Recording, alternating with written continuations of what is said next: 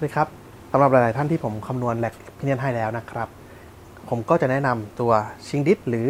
SSD ให้กับทุกท่านด้วยนะครับท่านก็จะถามมาว่าSSD กับชิงดิสเนี่ยต้องใช้ไหมทำไมมันแพงจังไม่ใช้ได้ไหมทำยังไงได้บ้างนะครับวันนี้ผมจะมาเฉลยให้ฟังสำหรับ SSD หรือชิงดิสนะครับก็คือตัวรัดพิเนียนนี่นะครับให้เข้ากับตัวมอเตอร์หรือตัวเกียร์ที่เราจะใช้งานทีนี้วิธีการประกอบเป็นยังไงนะครับเดี๋ยวลองดูปกติเนี่ยเวลาที่เราใช้งานพิเนียนที่ไม่ต้องใช้ชิงดิสนะครับก็คือการสวมลงไปแบบนี้เลยเนาะผมอัดลงไปกดลงไปอย่างนี้นะครับสมมุติว่ากดเข้าไปได้ตำแหน่งที่ต้องการแล้วท่านก็สามารถที่จะเอาแผ่นเพจแผ่นหนึ่งนะครับมาปิดที่ตรงนี้นะครับแล้วก็ล็อกน็อตเข้าไปที่ตัวเพลาของเกียร์หรือมอเตอร์นั้นๆได้เลยนะครับแต่ว่าสิ่งที่ผมจะนำเสนอต่อไปนี้ก็คือการใช้ชิงดิสนะครับเดี๋ยวผมจะแกะตัวนี้ให้ดูก่อนโอเคครับวิธีการประกอบนะครับก็คือเอาพิเนียนคว่ำก่อนนะครับแล้วเอาด้านที่เป็นขันน็อตนะครับสอดลงไปเอาด้านนี้สวมลงไปครับด้านนี้ต้องกดลงไปที่ตัวพิเนียนนะครับกดให้สุดเลยนะครับแล้วก็เอาด้านนี้กดไปแบบนี้นะครับโอเคเท่านี้พิเนียนก็จะพร้อมใช้งานแล้วนะครับแต่ว่าผมลืมขั้นตอนหนึ่งผมลืมต้องใส่น็อตลงไปก่อนครับทำไมครับใส่น็อตลงไปก่อนแล้วนะครับก็คือพิเนียนสวมแล้วคว่ำไว้อย่างนี้เอาตัวแผ่นล็อกนะครับใส่เข้าไปแล้วก็ตัวสุดท้ายปิดครับ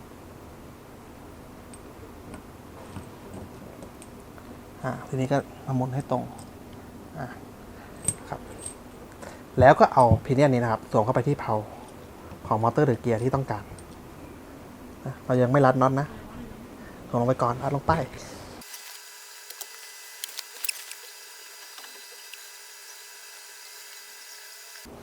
แล้วก็ไล่ขันน็อตเข้าไปทุกตัวนะครับให้แน่น SSD นี่นะครับก็จะมีลักษณะคล้ายๆแมคคาล็อกนะครับที่ทุกท่านอาจจะรู้จักกันอยู่แล้วก็คือเป็นการขันรัดเพลานะครับเป็นการบีบให้แน่นเลยนะครับระหว่างตัวพิเนียนกับตัวเพลาเนี่ยแทบจะกลายเป็นเหล็กชิ้นเดียวกันเลยแล้วเราจะมีความมั่นยำในการเคลื่อนที่สูงไม่มีการสลิปแม้ว่าเราจะมีริมนะครับหลายๆท่านรู้อยู่แล้วว่าปัญหาของการใช้ริมก็คือพอ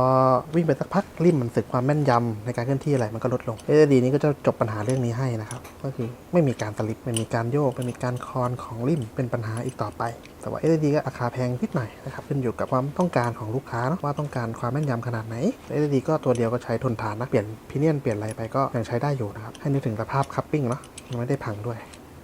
ก็ใช้ได้ตลอดโอเคหลังจากที่เราขันแน่นแล้วนะครับก็ไม่มีทางที่ท่านจะถอดออกมาได้เลยดึงยังไงก็ออกยากมากนะครับนี่คือวิธีการประกอบให้ถูกต้องนะดูภาพทางนี้ตอนนี้เราจะเห็นชัดเจนนะว่ามอเตอร์หรือเกียร์ที่ต้องการนะครับแล้วก็ตัวชิงดิสหรือ SSD แล้วก็พิเนียนนะครับพิเนียนนี้ก็ต้องเป็นรุ่น F ที่มีลงท้ายด้วย B นะครับก็จะมีแกนด้านหลังยื่นออกมาเพื่อที่จะมีพื้นที่ให้กับตัวชิงดิสสามารถรัดได้มันก็จะบีบตัวเพลาของพิเนียนเนี่ยให้แนบไปกับเพลาของมอเตอร์หรือเกียร์ที่ท่านติดตั้งนะครับย้ำอีกครั้งนะไม่มีใครต่อพิเนียนตรงๆกับเซอร์โวนะครับแต่ถ้าเป็น induction motor อาจจะใช้ได้นะครับแต่กับเซอร์โวไม่มีใครใช้งานแบบนี้นะครับเพราะว่าอันตรายแกนเพลานี้อาจจะมีการโยกคลอนจนทำให้ encoder ด้านท้ายของมอเตอร์เสียหายได้และหากทุกท่านมีคำถามเกี่ยวกับ Apex นะครับหรือว่าสินค้าหรือผลิตภัณฑ์ของเราสามารถสอบถามเข้ามาได้นะครับสำหรับวันนี้สวัสดีครับ